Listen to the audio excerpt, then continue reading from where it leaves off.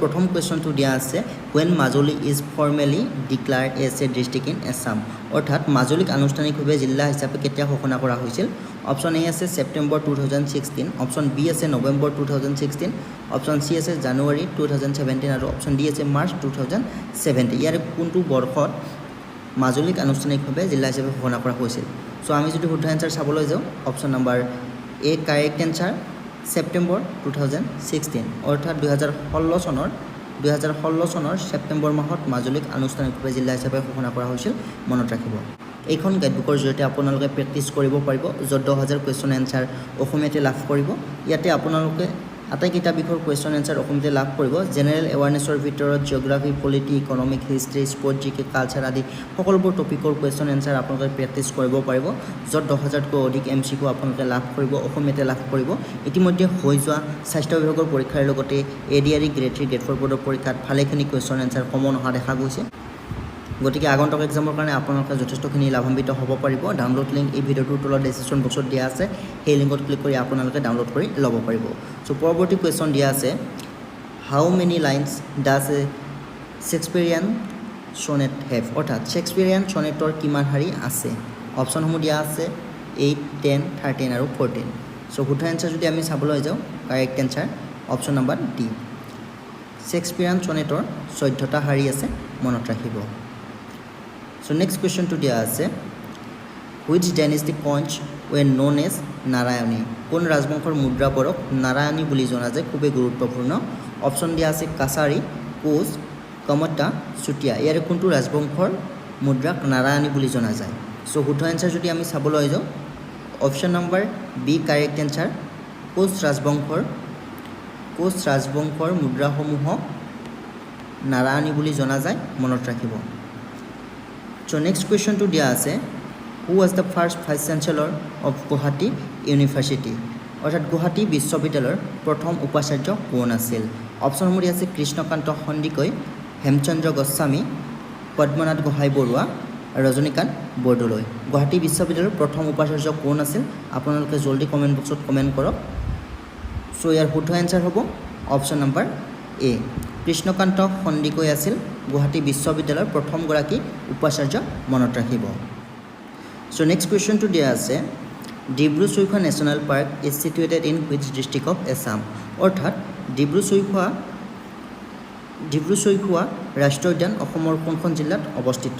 Sonitpur and Nagaon Jorhat and Golaghat Karbi Anglong and Golaghat Dibrugarh and Tinsukia district ইয়াৰে কোনখন ডিষ্ট্ৰিক্টত ডিব্ৰু-চৈখোৱা ৰাষ্ট্ৰীয় উদ্যান অৱস্থিত চ' আমি যদি কাৰেক্ট এনচাৰ চাবলৈ যাওঁ option number D correct answer হয় ডিব্ৰুগড় তিনিচুকীয়া ডিষ্ট্ৰিক্টত ডিব্ৰু-চৈখোৱা ৰাষ্ট্ৰীয় উদ্যানখন অৱস্থিত মনত ৰাখিব চ' নেক্সট কুৱেশ্যনটো দিয়া আছে the biography Smriti Tirtha is written on the life of অৰ্থাৎ স্মৃতি তীৰ্থ নামৰ জীৱনীখন কাৰ জীৱনৰ ওপৰত লিখা হৈছে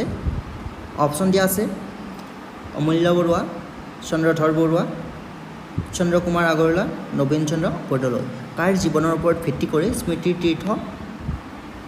জীৱনীখন লিখা হৈছিল চ' শুদ্ধ এনচাৰ হ'ব অপশ্যন নম্বৰ ডি নবীন চন্দ্ৰ বৰদলৈৰ জীৱনৰ ওপৰত ভিত্তি কৰি স্মৃতি তীৰ্থ নামৰ জীৱনীখন লিখা হৈছিল চ' নেক্সট কুৱেশ্যনটো দিয়া আছে which state was separated from Assam in 1963 অৰ্থাৎ 1963 চনত কোনখন ৰাজ্য অসমৰ পৰা পৃথক কৰা হৈছিল Sikkim Nagaland West Bengal none of this so' ইয়াৰে কোনখন ৰাজ্য 1963 চনত অসমৰ পৰা পৃথক কৰা হৈছিল খুবেই গুৰুত্বপূৰ্ণ কুৱেশ্যন চ' শুদ্ধ এনচাৰ যদি আমি চাবলৈ যাওঁ option number B correct answer হয় নাগালেণ্ড 1963 চনত নাগালেণ্ডক অসমৰ পৰা পৃথক কৰা হৈছিল চ' নেক্সট কুৱেশ্যনটো দিয়া আছে who was the first Assamese translator of the Ramayana ৰামায়ণৰ প্ৰথমগৰাকী অসমীয়া অনুবাদক কোন আছিল অপশ্যনসমূহ দিয়া আছে বাণপট্ট অনন্ত কণ্ডলী মাধৱ কণ্ডলী ৰাম সৰস্বতী চ' শুদ্ধ এনচাৰ যদি আমি চাবলৈ যাওঁ শুদ্ধ এনচাৰ হ'ব option number C Madhav Kandali ৰামায়ণৰ প্ৰথমগৰাকী অসমীয়া অনুবাদক হৈছে মাধৱ কণ্ডলী মনত ৰাখিব চ' নেক্সট কুৱেশ্যনটো দিয়া আছে which river is the biggest tributary of the river Brahmaputra কোনখন নদী ব্ৰহ্মপুত্ৰ নদীৰ আটাইতকৈ ডাঙৰ উপনদী চ' আমি খুব কম সময়ত ভালেকেইটা কুৱেশ্যন এনচাৰ আলোচনা কৰি আছোঁ আপোনালোকে যদি ভাল পাইছে নিশ্চয় লাইক কৰিব আৰু আপোনাৰ বন্ধুসকলৰ লগত শ্বেয়াৰ কৰিব নাপাহৰিব চ' অপশ্যনসমূহ দিয়া আছে কামচেং ধনশ্ৰী সোৱণশিৰি আৰু মানস ইয়াৰে কোনখন ব্ৰহ্মপুত্ৰ নদীৰ আটাইতকৈ ডাঙৰ উপনদী চ' শুদ্ধ এনচাৰ হ'ব অপশ্যন নম্বৰ চি সোৱণশিৰি হৈছে ব্ৰহ্মপুত্ৰ নদীৰ আটাইতকৈ ডাঙৰ উপনদী মনত ৰাখিব correct answer option number C so' next কুৱেশ্যনটো দিয়া আছে হোৱাট ইজ দ্য বিগেষ্ট আৰ্গো বেছড ইণ্ডাষ্ট্ৰি ইন এছাম অৰ্থাৎ অসমৰ আটাইতকৈ ডাঙৰ আৰ্গো আধাৰিত উদ্যোগ কি অপশ্যন চাৰিটা দিয়া আছে rubber industry jute industry sugar industry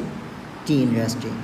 আটাইতকৈ ডাঙৰ আৰ্গো আধাৰিত উদ্যোগ কি অসমৰ চ' শুদ্ধ এনচাৰ হ'ব অপশ্যন নম্বৰ টি ইণ্ডাষ্ট্ৰি চাহ উদ্যোগ হৈছে অসমৰ আটাইতকৈ ডাঙৰ আৰ্গো আধাৰিত উদ্যোগ চ' নেক্সট কুৱেশ্যনটো দিয়া আছে নেক্সট কুৱেশ্যনটো যোৱাৰ আগতে পুনৰবাৰ আপোনালোকক কৈছোঁ আপোনালোক যিসকলে PDF গাইডবুকখন এতিয়াও ডাউনলোড কৰি লোৱা নাই আপোনালোকে ডাউনলোড কৰি ল'ব পাৰিব আগন্তুক আহি থকা 32,000 চাকৰিৰ কাৰণে আপোনালোকে যথেষ্টখিনি উপকৃত হ'ব পাৰিব ইতিমধ্যে হৈ যোৱা 26,000 চাকৰিৰ লগতে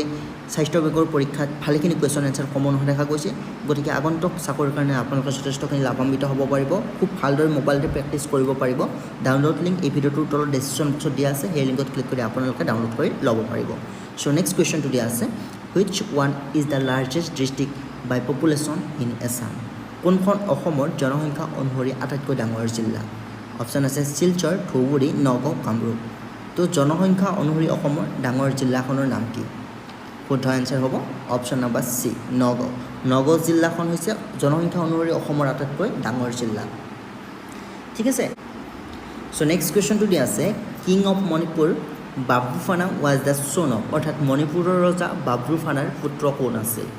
অপশ্যন আছে চাৰিটা এই চাৰিটাৰ ভিতৰত শুদ্ধ এনচাৰ কোনটো ভিদুৰ কৃষ্ণ ভীম আৰু অৰ্জুন চ' বাবৰুফানাৰ পুত্ৰ আছিল option number D correct answer Arjun বাবৰুফানাৰ পুত্ৰ অৰ্জুন আছিল মনত ৰাখিব চ' নেক্সট কুৱেশ্যনটো দিয়া আছে the treaty of Yandabo sign between east India company and which one of the following অৰ্থাৎ কোনজন আহোম ৰজাৰ দিনত বা কোনজন ৰজাৰ দিনত ইষ্ট ইণ্ডিয়া কোম্পানী মাজত ইয়াণ্ডাবু সন্ধি স্বাক্ষৰিত হৈছিল কোনজন ৰজাৰ দিনত ইষ্ট ইণ্ডিয়া কোম্পানীৰ মাজত ইয়াণ্ডাবু সন্ধি স্বাক্ষৰিত হৈছিল Ahom king of Burma Kachari king Chutia king কোনজন ৰজাৰ দিনত চ' শুদ্ধ এনচাৰ যদি আমি চাবলৈ যাওঁ অপশ্যন নম্বৰ বি শুদ্ধ এনচাৰ কিং অফ বুৰ্মাৰ দিনত ইষ্ট ইণ্ডিয়া কোম্পানী আৰু মাজত ইয়াণ্ডাবু সন্ধি স্বাক্ষৰিত হৈছিল চ' নেক্সট কুৱেশ্যনটো দিয়া আছে which city of Assam has the largest dry fish market of Asia অৰ্থাৎ অসমৰ কোনখন চহৰত এছিয়াৰ সৰ্ববৃহৎ শুকান মাছৰ বজাৰ আছে টংলা জাগিৰোড ধুবুৰী আৰু তিনিচুকীয়া ইয়াৰ কোনখন চহৰত সৰ্ববৃহৎ শুকান মাছৰ বজাৰ আছে এছিয়াৰ ভিতৰতে চ' শুদ্ধ এনচাৰ হ'ব অপশ্যন নম্বৰ বি জাগিৰোডত এছিয়াৰ ভিতৰত সৰ্ববৃহৎ শুকান মাছৰ বজাৰ আছে চ' নেক্সট কুৱেশ্যনটো দিয়া আছে ISRO' headquarter is located in অৰ্থাৎ ইছৰ'ৰ মুখ্য কাৰ্যালয় ক'ত অৱস্থিত দিল্লী চেন্নাই মুম্বাই আৰু বেংগলোৰ আছে অপশ্যনত এনেকুৱা ধৰণৰ কুৱেশ্যন কিন্তু খুবেই গুৰুত্বপূৰ্ণ আৰু খুব কমন মিছ হয় এনেকুৱা ধৰণৰ কুৱেশ্যন আছে গতিকে খুব ভালদৰে চাব চ' শুদ্ধ এনচাৰ হ'ব অপশ্যন নম্বৰ ডি বেংগলোৰ ইছৰ'ৰ মুখ্য কাৰ্যালয় বেংগলোৰত অৱস্থিত চ' নেক্সট কুৱেশ্যনটো দিয়া আছে right to information act in India chemo fully into force in অৰ্থাৎ ভাৰতত তথ্যৰ অধিকাৰ আইন সম্পূৰ্ণৰূপে কেতিয়া কাৰ্যকৰী কৰা হৈছিল খুবেই গুৰুত্বপূৰ্ণ question October 2008 June 2005 July 2008 October 2005 ভাৰতত তথ্যৰ অধিকাৰ আইন সম্পূৰ্ণৰূপে কেতিয়া কাৰ্যকৰী কৰা হৈছিল চ' শুদ্ধ এনচাৰ হ'ব অপশ্যন নম্বৰ ডি অক্টোবৰ 2005 চনৰ অক্টোবৰত ভাৰতত তথ্যৰ অধিকাৰ আইন সম্পূৰ্ণৰূপে কাৰ্যকৰী কৰা হৈছিল চ' নেক্সট কুৱেশ্যনটো দিয়া আছে who was the first chief minister of Assam অসমৰ প্ৰথম মুখ্যমন্ত্ৰী কোন আছিল আমি সকলোৱে জানো কিন্তু পৰীক্ষাত মিষ্টেক কৰোঁ যে অসমৰ প্ৰথম মুখ্যমন্ত্ৰী কোন আছিল বিষ্ণুৰাম মেধি আছিল নে গোপীনাথ বৰদলৈ আছিল চ' আপোনালোকে কমেণ্ট বক্সত কমেণ্ট কৰক অসমৰ প্ৰথম মুখ্যমন্ত্ৰী কোন আছিল আমি দুটা অপশ্যন বাদ দিলোঁ বাৰু তৰুণৰাম ফুকন আৰু নান অফ দ্য এবভ বাদ দিলোঁ বিষ্ণুৰাম মেধি আছিল নে গোপীনাথ বৰদলৈ আছিল এই কুৱেশ্যনটোৰ এনচাৰ জলদি কমেণ্ট বক্সত কমেণ্ট কৰক ঠিক আছে চ' এনচাৰটো হ'ব option number C Gopinath Bordoloi আছিল অসমৰ প্ৰথমগৰাকী মুখ্যমন্ত্ৰী ঠিক আছে চ' নেক্সট কুৱেশ্যনটো দিয়া আছে the first Assamese to compile a dictionary name Hemkosh is অৰ্থাৎ হেমকোক নামৰ অভিধান সংকলন কৰা প্ৰথমজন অসমীয়া কোন অপশ্যন চাৰিটা আছে শুদ্ধ এনচাৰটো কমেণ্ট বক্সত কমেণ্ট কৰক জলদি হেমকোক নামৰ অভিধানখন সংকলন কৰা প্ৰথমজন অসমীয়া কোন আছিল চন্দ্ৰধৰ বৰুৱা হেমচন্দ্ৰ বৰুৱা হেমচন্দ্ৰ গোস্বামী কোন আছিল চ' শুদ্ধ এনচাৰ হ'ব option number B Hemchandra Barua নামকেইটা উল্টা পাল্টা নকৰিব হেমচন্দ্ৰ বৰুৱা আছিল হেমকোক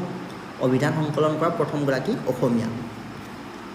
চ' আকৌ এবাৰ মনত পেলাই দিছোঁ PDF গাইডবুকখন যিসকলে ইচ্ছা কৰে ডাউনলোড কৰি ল'ব পাৰিব লিংক ডিছক্ৰিপশ্যন বক্সত দিয়া আছে আপোনালোকে ভাবিব নোৱাৰা ধৰণে আপোনালোকে লাভান্বিত হ'ব পাৰিব য'ত 10,000 কুৱেশ্যন এনচাৰ মোবাইলতে প্ৰেক্টিছ কৰি থাকিব পাৰিব আপোনালোকে বিভিন্ন অফিচিয়েল কামত বিজি থাকিলেও অফিচত বিজি থাকিলেও আপোনালোকে প্ৰেক্টিছ কৰি থাকিব পাৰিব ঠিক আছে চ' নেক্সট কুৱেশ্যনটো দিয়া আছে which one is the largest district in Assam by area wise অঞ্চল অনুসৰি অসমৰ আটাইতকৈ ডাঙৰ জিলা আমি জনসংখ্যা অনুসৰি পালোঁ অসমৰ ডাঙৰ জিলা এইবাৰ সুধিছে মাটিকালি অৰ্থাৎ অঞ্চল অনুসৰি এৰিয়া ৱাইজ বৰপেটা ডিব্ৰুগড় শিৱসাগৰ আৰু কাৰ্বি আংলং চ' শুদ্ধ answer option number D Karbi Anglong হৈছে মাটিকালি এৰিয়া ৱাইজ আটাইতকৈ ডাঙৰ জিলা অসমৰ option D correct answer so' next কুৱেশ্যনটো দিয়া আছে the currency of Japan is known as অৰ্থাৎ জাপানৰ মুদ্ৰাক কি নামে জনা যায় কেপিটেল কাৰেঞ্চিৰ কুৱেশ্যন আপোনালোকে চাব খুবেই গুৰুত্বপূৰ্ণ ডলাৰ য়েন কি কোৱা হয় জাপানৰ মুদ্ৰা চ' আমি সকলোৱে জানো জাপানৰ মুদ্ৰাক য়েন বুলি কোৱা হয় option number B correct answer so' আজিৰ এই চিৰিজটো আমি এইখিনিতে শেষ কৰিছোঁ আগলৈ ভিডিঅ'সমূহ পাই থাকিবৰ কাৰণে চেনেলটো নিশ্চয় ছাবস্ক্ৰাইব কৰিব যিসকলে PDF গাইডবুকখন ডাউনলোড কৰি লোৱা নাই ডাউনলোড কৰি ল'ব পাৰিব লিংক ডিছক্ৰিপশ্যন বক্সত এভেইলেবল আছে ভিডিঅ'টো এইখিনিতে শেষ কৰিছোঁ ধন্যবাদ